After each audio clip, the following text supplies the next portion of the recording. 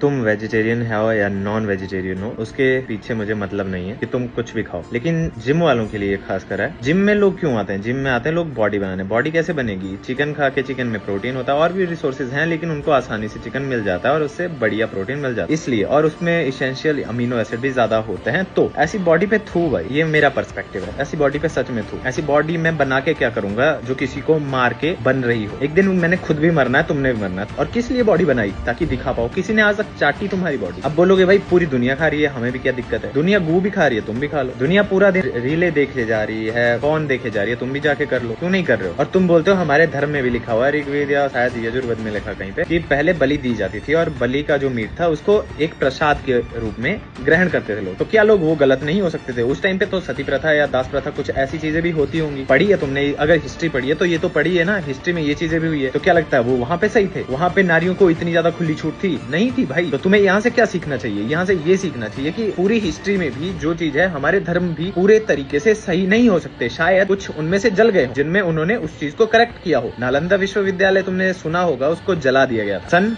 1200 ईस्वी के आसपास। तो कोई आया बाहर से, आक्रमण किया उसने। खिलजी नाम का कोई शासक था और हम आपस में बंटे हुए थे, हमारे आपसी मतभेद खत्म नहीं हो रहे। तो राजा अब खुद में लड़ रहे हैं, तो नालंदा विश्वविद्यालय की किसको पड़ी? और उसने जला दिया उसको। 3 महीने तक चला। उसमें शायद करेक्शन की होगी वहां पे, लेकिन तुम लोगों ने कभी सोचा उसके बारे में? और उस टाइम तो सिर्फ पढ़ने वाले लोग थे, वो ब्राह्मण वर्ग के। तुम लोगों को तो मिलता नहीं था पढ़ना, और तुम ब्राह्मण नहीं हो तो तुम्हें कैसे पता होगा कि मांस खाना सही था या नहीं था? हमारे धर्म में भी कहा गया था या नहीं कहा? शायद ना कहा गया हो। अगर इतने ज्ञानी लोग रह चुके हैं हमारे जीवन में, उन लोगों ने, महात्मा बुद्ध ने, कबीर ने, जैनों ने, उन्होंने कहा कि हिंसा नहीं करनी चाहिए, अहिंसा रही थी जीवन जिया जाता है। तो करेक्शन तो वहां पे हो गई एक्चुअल में। अगर आप उनको भी मान रहे हो ना, तो आप तो गॉड गॉड करते रहते हो, लेकिन गॉड की एक चीज भी मान लो। सबसे पहले ही रूल आता है कि अहिंसा नहीं करनी है। तुम्हारे अकेले की पृथ्वी नहीं है, साथ में और जानवर भी रहते हैं। उनका डेवलपमेंट नहीं हुआ तो इसका मतलब तुम्हारे पास दिमाग है तो तुम उनको खा सकते हो। जो लोगों ने कह चुके हैं 40-40 सालों का, जो किसी भी धर्म के हो, तो तुम अगर शाकाहारी नहीं हो, जानवर खा रहे हो, तो तुम भी जानवर हो। बहुत लोग लॉजिक देंगे शेर हिरन को खाता है, ये ऐसे प्रकृति का संतुलन बैठता है। भाई क्यों? क्योंकि शेर जिंदा नहीं रह सकता घास फूस खा के। सिंपल सा।